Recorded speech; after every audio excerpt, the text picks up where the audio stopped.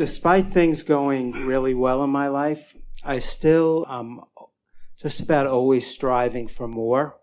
And well, don't give that up, because that is the mantra of the universe, and that is certainly the mantra of your inner being, because there is such a keen awareness that more alignment, more energy, more focus, more clarity, more fun, more. That is the natural understanding of an eternal being. Yet with the striving, I'm hardly... Well, now striving is a different thing. Striving and efforting are not letting the energy that creates worlds do the real work. So maybe it's the striving, and with the striving and efforting, there's very little contentment. We talked about this a little bit earlier, that when you're offering effort, when you're striving, often it's because you're comparing yourself to others. You're thinking about it in some way that disconnects you from the stream. Because when you're connected to the stream, there's no feeling of striving. There's just a feeling of power and clarity and abundance, you see. And so if it feels like you're striving, you might want to stop and ask yourself, who am I trying to impress? What presentation or effect am I trying? Because if it's the connection with source energy that you're reaching for, there's no feeling of striving, because you can accomplish that really easily. I am wanting to be more connected with source energy. I meditate every day. I've been meditating every day for probably the last 40 years. I have a meditation teacher. Yet it just doesn't seem like I could relax. It seems like Well, let's talk about this, because this is easier than you're making it out to be. So pick one subject that you're striving for and speak it to us here. I'm striving for... Does it have to be one? For sake of this conversation, just pick one for now. I'm striving for... Physical well-being. All right. So when you said, does it have to be one, give us another. Emotional well-being. And give us another. Financial security. All right. So everyone can relate to all of that. In other words, those are very common, very normal, and very important things that you're striving for. So now let's take the last one, just for fun, of financial well-being. And tell us with a little bit of specifics what you're talking about. What is it that you're reaching for or striving for? What is it that you want specifically relative to that? I want to be able to retire comfortably and pay for our daughter's college education. So what are you talking about? How much money in what period of time? I'm not really sure. I'm not sure how much, and I also want to say that even though... All right, so let's speak about it in general terms. I need a bunch of cash and I need it fairly soon. Okay. Is that accurate at all? I need more money than I have, and I need it to start flowing in a pretty steady way. Well, the thing is, I don't know if I do need more money than I already have. I feel unsafe. So, well, that's even better. Because what we were going to say to you, if you were saying, I need $100,000 or $200,000 and I need it pretty quick, what we were going to say to you, if that had been your answer, is, well, that's probably not going to come all of a sudden, and it's certainly not going to come in the next 5 minutes, but what could come is what you're really reaching for is a difference in the way you feel. Well, you already got there before we even led you there, because what you're saying to us is there is an emotional thing that you're reaching for. That was one of the 3 things that you were talking about. There is an emotional thing that you're reaching for that you can accomplish right here, right now, by focusing in a way that lines you up with your inner being. So let's focus on things that right here, right now, accomplish the emotional feeling of safe. So is there anything about your world that makes you feel safe that you could focus upon?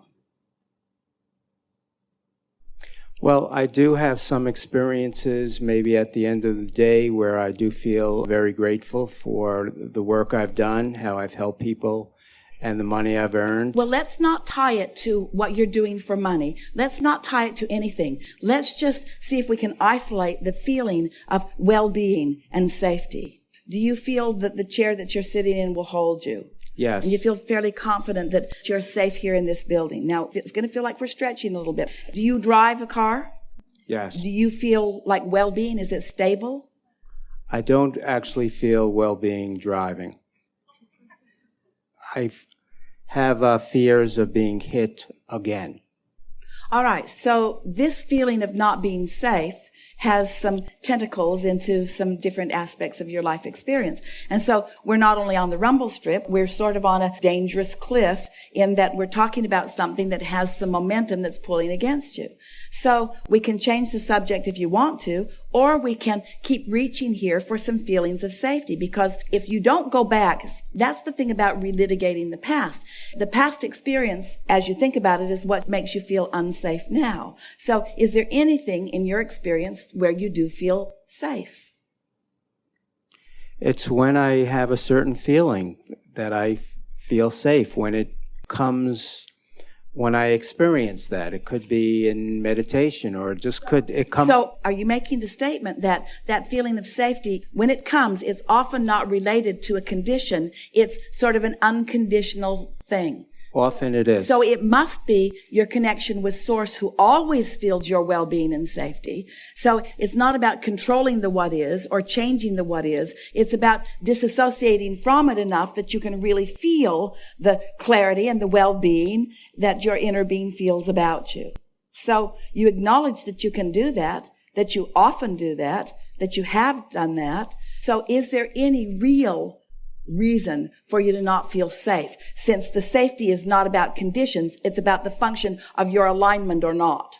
Did you hear that? It's about the function of your alignment or not. And you just said to us, I can do that. So now can you go so far as to say, my feeling of being unsafe is not about anything other than my willing to focus myself into alignment where I always feel safe?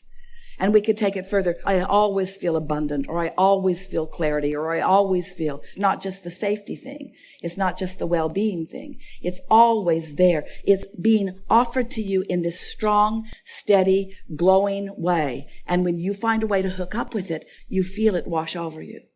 Esther adores the feeling, and she associates it with something sort of interesting.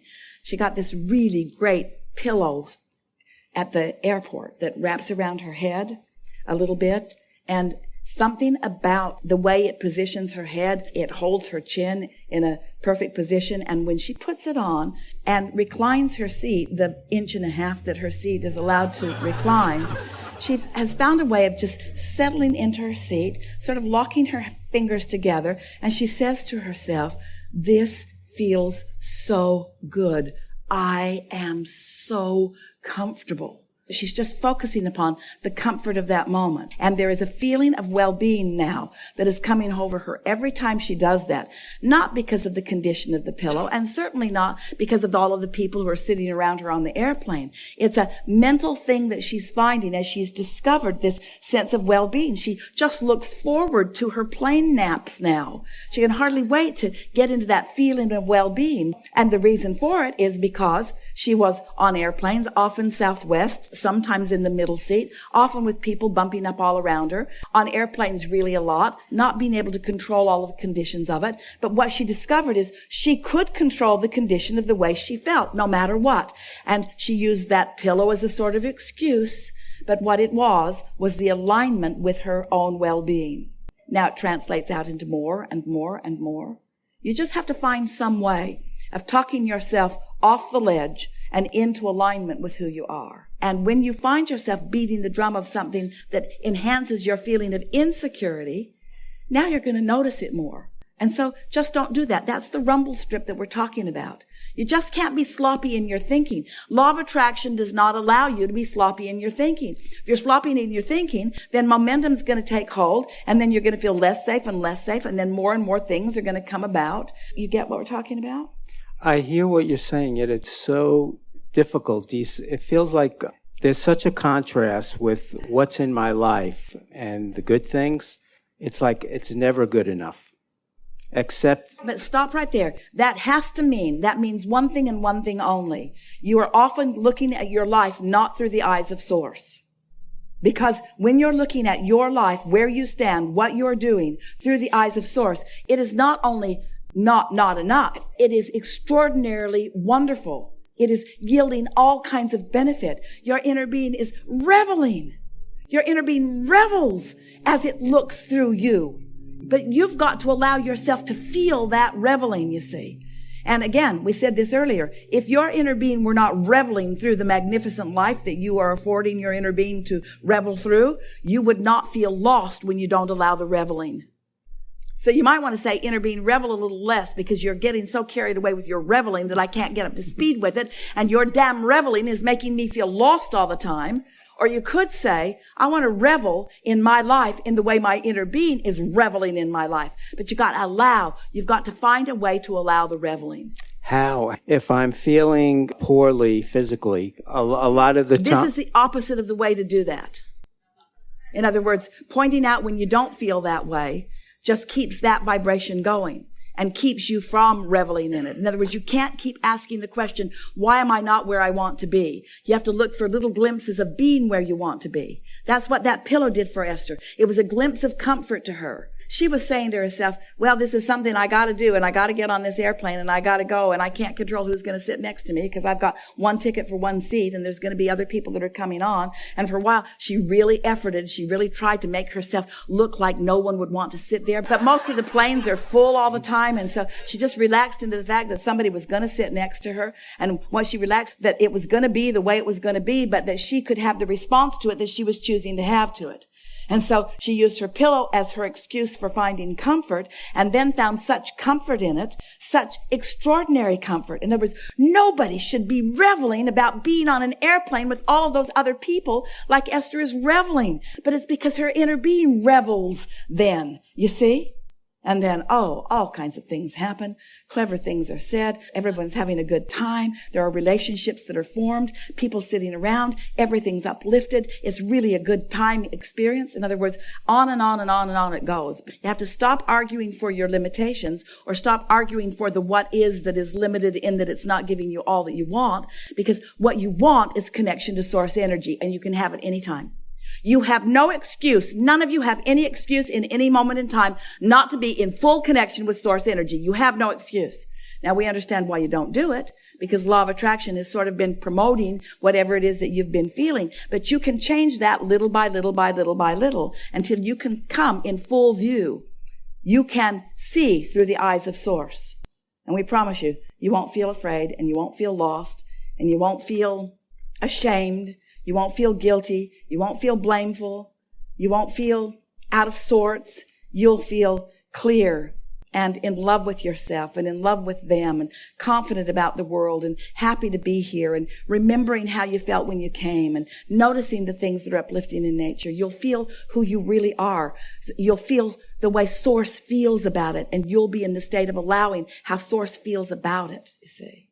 You will. Helpful? It's helpful, yes. I just want to, add, it's just so confusing for me to have so much in my life and to have so much. This is a good statement you're making. No matter how good it is, I still don't feel safe. That's it. I don't feel safe or well. But listen to our response to that. No matter how good it is, it doesn't affect the way I feel. And therefore, no matter how bad it is, it doesn't affect the way I feel, because the way I feel is not contingent upon conditions. You are on the brink of understanding what unconditional alignment is. And then, it's such a wonderful thing, because unconditional alignment means, you see, people are saying, give me that condition and then I'll feel good. And we say, feel good, then you'll get the condition. And then you say, well, there aren't enough conditions to make me feel good. And we say, that's because you are unconditional in your alignment. Source is not saying, get it all cleaned up and then we'll revel through your life. Source is reveling through your life. Source is not saying, make peace with every single person and then we'll look through you. Source is not saying, you're in an argument with that person and that person doesn't like you, so fix that and then we'll be here. That's the way most religions want to paint it, but that is not the way that it is, you see. Source is reveling through your life right here, right now. Source is reveling in the magnificence of what you are. And you got to find a way of doing that too. And when you do, you will then be free. You'll be free of trying to control conditions you can't control and to control perceptions that others have of you that you can't control. That's what's bothering you. What's bothering you is that you are separating yourself to some degree from the way Source feels about you. You're not allowing. It's like you have an umbrella up. Source is loving you and aware of you and shining toward you all benefits and ideas and impulses. And it's like you've got your umbrella up, shielding yourself from it, and then saying, I'm missing the alignment. We say, put the umbrella down. Put the shield down. Put the shield down by realizing that it's there and that you can find it.